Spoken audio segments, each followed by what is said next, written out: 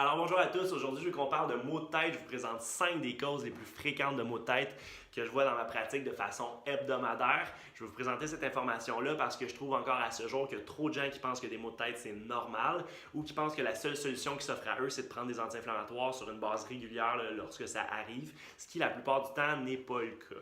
Numéro 1, la région cervicale, c'est-à-dire tout le cou. Il y a une panoplie de muscles qui viennent s'attacher au niveau du cou, crâne, épaules, qui vont éventuellement, avec des débalancements biomécaniques, soit que ce soit des traumas accumulés, que ce soit des vieilles blessures, que ce soit des compensations sur du long terme ou en aigu après avoir fait une chute en snowboard par exemple, éventuellement ça va venir créer des hypertonicités, donc des points de tension dans différents muscles qui, eux, vont créer des douleurs référées qu'on appelle, c'est-à-dire à la surface, à la base du cou, au niveau du crâne, qui vont ultimement créer des maux de tête.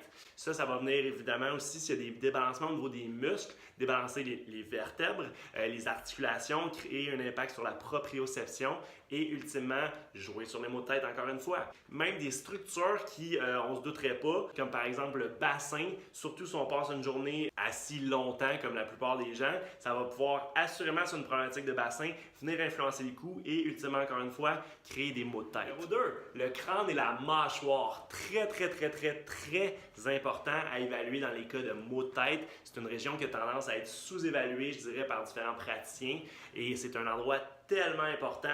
Il y a une panoplie d'attaches au niveau des muscles, au niveau du crâne, qui peut créer des problématiques de douleur référées, un peu comme dans le point numéro 1, à la surface du crâne, la base du cou, derrière l'œil, créer des symptômes de maux de tête / migraine dans plusieurs cas.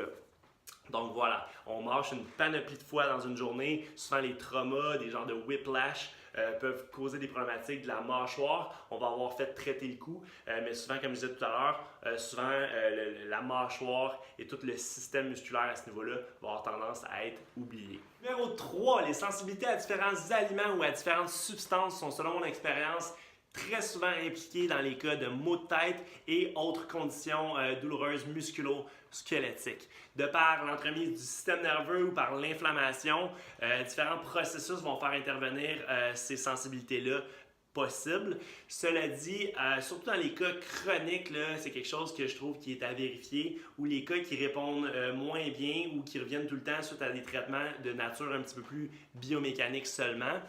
Faut qu'on pense à une autre problématique ou qui cause cette récurrence-là du moins. En fait, concrètement, comment on va faire ça à la clinique? À l'aide de la kinésiologie appliquée, on va évaluer la réponse en fait neurologique du corps à différentes dilutions de différents aliments par stimulation gustative, qui va nous indiquer est-ce que un aliment donné peut avoir une incidence dans la condition neuromusculo-squelettique du patient ou non. Numéro 4, les hormones. Ça, c'est un type de maux de tête qui va avoir tendance à toucher un petit peu plus les femmes de par la nature du cycle menstruel. La façon qu'on va gérer ça en clinique, en fait, on va faire une bonne évaluation neuromusculo-squelettique à différents endroits au niveau du cycle. À partir de là, pour voir qu'est-ce qui semble être débalancé au niveau neurologique et voir qu'est-ce qui semble ramener cet équilibre-là au niveau du corps. Ça va souvent passer par soit des suppléments au niveau d'herbes, minéraux ou vitamines. Ce qui revient le plus souvent, les minéraux style zinc, magnésium ou calcium, vitamines du complexe B, vitamine B6, acide folique ou vitamine B12 sous leur forme activée pour plein de raisons. Par contre, ça c'est pas des guidelines générales nécessairement. Je peux avoir 50 cas de maux de tête associés au cycle hormonal qui vont avoir 50 causes ou 50 solutions complètement différentes. Alors une bonne évaluation est de mise et lorsque bien fait, on peut avoir une très bonne incidence là, sur les symptômes de maux de tête associés à cette condition. Numéro 5, la déshydratation chronique. Pour faire suite à ma première capsule sur l'hydratation, où est-ce que j'explorais l'impact de la consommation d'eau sur les conditions neuromusculo-squelettiques, entre autres.